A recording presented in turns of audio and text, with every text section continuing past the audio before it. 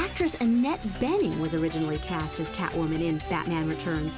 But when she and husband Warren Beatty learned they were expecting a child, the Catwoman role went to Michelle Pfeiffer. You know, Chase, I gotta admit, I was really envious when I found out that you were gonna talk to Jerry Ryan, but I was excited when I found I was gonna hang out with two of the bigwigs of hard SF, Gregory Benford and Ben Bova. Oh, wow, was that a bit intimidating? Yeah, but they were really cool. These award-winning authors both have current books that are receiving critical acclaim for their combination of science and technological thrills. Ben Bova's novel is Moon War, while Greg Benford has written Kazi. When I met with them, I asked for their reactions to today's genre movies. Most of them are sci-fi. They have as much relationship to science fiction as Popeye has to naval history. They're really comic strips on film. The signature thing of almost all the sci-fi movies, at least, is that the world has to be returned to its initial conditions. Whereas science fiction tries to get the reader to think.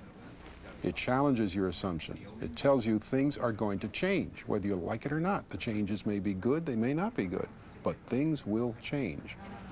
This is very difficult to get across in a motion picture because the movies have to sell a lot of tickets. And science fiction, as Greg writes it and I write it, appeals to a narrower audience. Should science fiction in TV and film be required to do more than just entertain? A great film resonates in memory. And that's really the requirement. And the way to resonate is to hit something in your, either your emotions or your intellect, but the intellect resonates longer.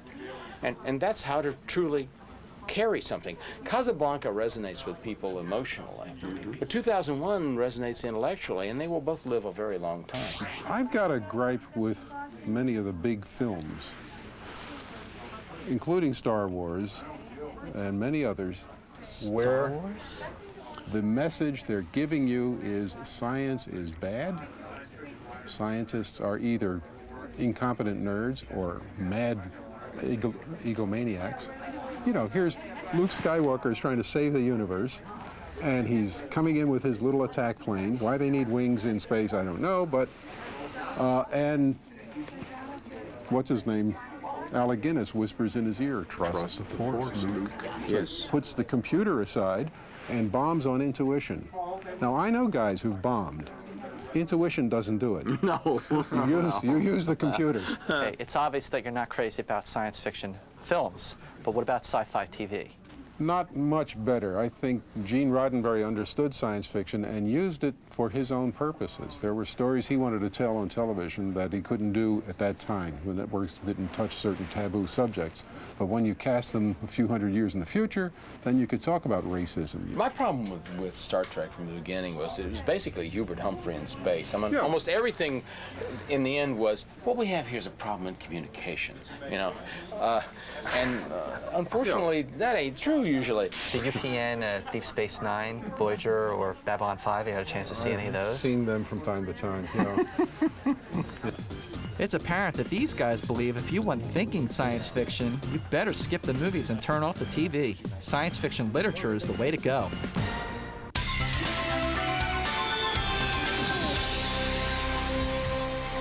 You know, Chase, a few shows ago, I asked comedian Matt Weinhold to drop by to talk about performing sci-fi stand-up comedy.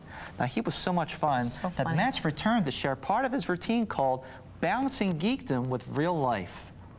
Hi, I'm Matt Weinhold, and I'm a science fiction fan. But I don't feel I've quite crossed over into the realm of sci-fi geek. Reasons? Okay. First of all, I possess fairly decent social skills. Did I say that okay? Okay, maybe I'm a bit of a geek. I collect action figures because I know what the ladies like. And I have to admit, sometimes it's a bit precarious trying to explain to a date why a grown man has decorated his apartment like Toys R Us. The initial response to my bedroom is usually an awkwardly stuttered, wow, followed by the question, is this your first time with a girl? If you're a geek of any kind, I feel your pain. I've been made fun of my entire life, usually by sports fans, which I think is kind of ironic, because someone who's really into football will wear a jersey, wear the uniform of the game, and walk around town, that's fine. Yet, if I put on my Klingon uniform and go to Safeway, I'm a big nerd. Excuse me, these yams have no honor. Where's the fresh gach? Your produce section will not die well. Frankly, I don't understand how someone could not be into science fiction. I can't even get through a day without thinking about the fact that time travel is theoretically possible. Yes, time travel. If at any time in your life you said to yourself, I wish I'd never been born, now, theoretically, you can do something about it. Go back in time and give your parents a stern warning. Mom, Dad, I'm warning you. I'm 33 and I still live with you. Be sure to log on to the Dominion and check out these cyber events. Enter the Dominion at www.sci-fi.com.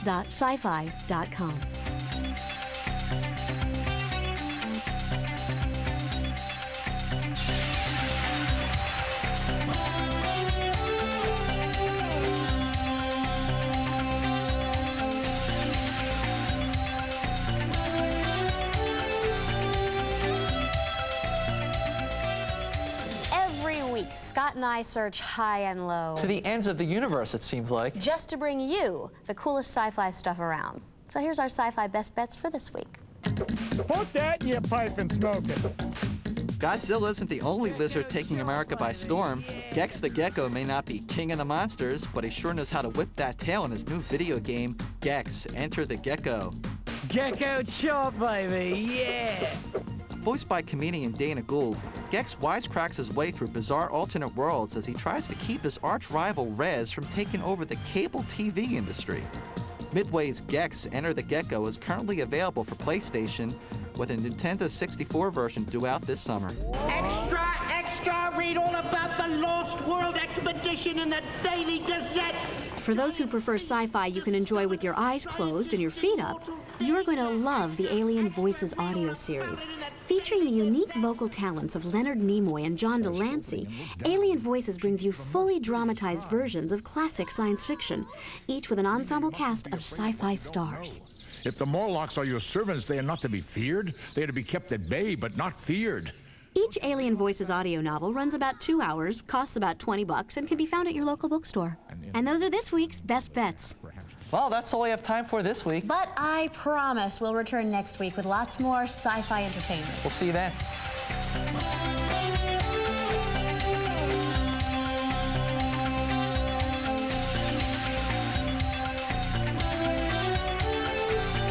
From blistering battles beyond the stars to alien encounters right here on Earth, make contact with Sci-Fi Extraterrestrial Sundays, tonight beginning at 7 p.m. Eastern.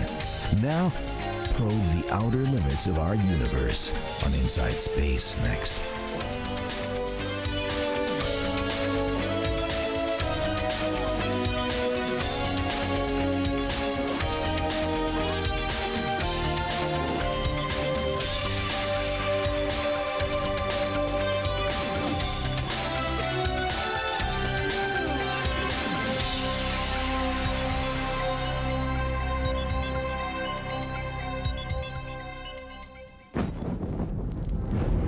Produced in association with the Sci-Fi Channel.